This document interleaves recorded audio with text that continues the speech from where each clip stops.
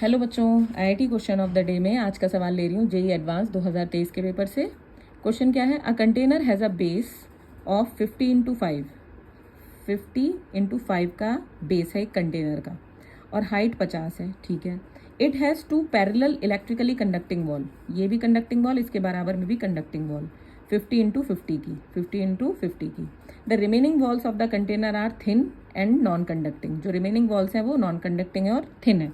और ये डिस्टेंस दी हुई है 5। ठीक है, वो पहले ही बता दिया उन्होंने। ठीक है, कंटेनर का बेस जो है वो 50 × 5 का है, 50 × 5 का है। The container is being filled with a liquid of dielectric constant 3। एक लिक्विड भरा है इसमें बेटा जिसका डाई इलेक्ट्रिक कॉन्स्टेंट 3 है। और किसके रेट से भर रहे हैं, किस रेट से भर रहे हैं? यूनिफॉर्म रेट से भर रहे हैं। 250 सेंटीमीटर क्यूब वॉल्यूम 1 सेकेंड में फिल हो रहा है। तुमसे पूछा है what is the value of capacitance of the container after 10 second, 10 second के बाद कितना होगा कैपेसिटेंस पूरे कंटेनर का। परमिटिविटी दी हुई है 9 × 10⁻⁻12 और effects of non conducting walls on the capacitance are negligible. अब इसमें देखो, अगर मैं कहूँ कि 10 सेकंड बाद की सिचुएशन पूछी है तो मैं कहूँ 10 सेकंड में कितना वॉल्यूम फिल हो जाएगा। तो 1 सेकंड में हो रहा है 250, तो 10 सेकंड में हो जाएगा 250 × 10। और कितना वॉल्यूम हो जाएगा? x × 5 × 50 l × b × h। तो इज इक्वल टू ये वॉल्यूम बराबर होगा x × 5 × 50। तो ये 250 से 250 कैंसिल, x आ गया बेटा 10 सेंटीमीटर। अब जरा मैं इसका ये आपको क्रॉस सेक्शन व्यू दिखाऊं, सिर्फ सामने का। ये तो पूरी प्लेट दिखाई है, मैं सिर्फ आपको सामने का व्यू यहाँ पर बना दे रही हूँ, क्रॉस सेक्शन व्यू। तो इतनी जगह में बेटा लिक्विड है और ऊपर मान लो क्या है, हवा है, हवा ही है। और ये हो गया के डाइलेक्ट्रिक। और ये लो, अब बताओ मुझे सवाल। और ये दिया हुआ है बेटा 5 सेंटीमीटर और ये पूरा हो गया 50 और अंदर की तरफ ऐसे प्लेट जो जा रही है वो भी 50।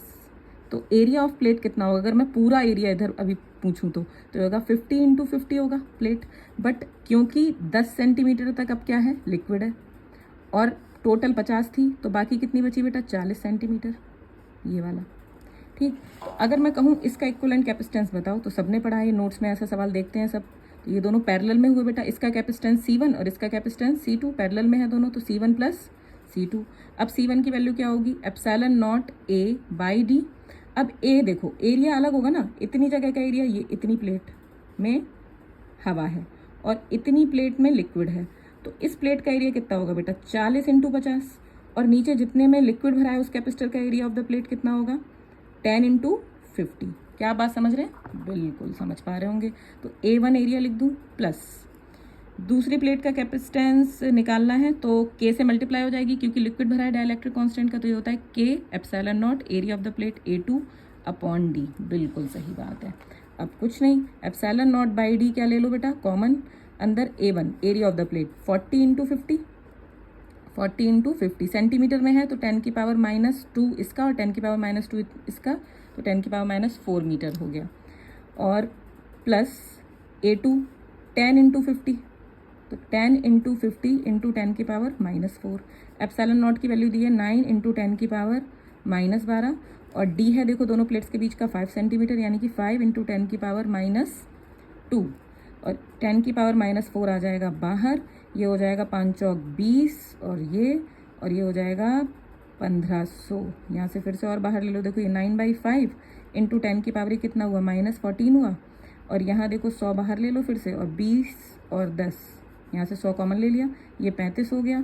तो कितना आ गया? 9/5 × 10⁻⁻12 × 35 और 5 7 35 और 7 नेम 63, तो 63 × 10⁻⁻12। ठीक, और ये आ जाएगा बेटा 63 पिकोफैरेड। ठीक है, तो कौन सा ऑप्शन करेक्ट है? बी।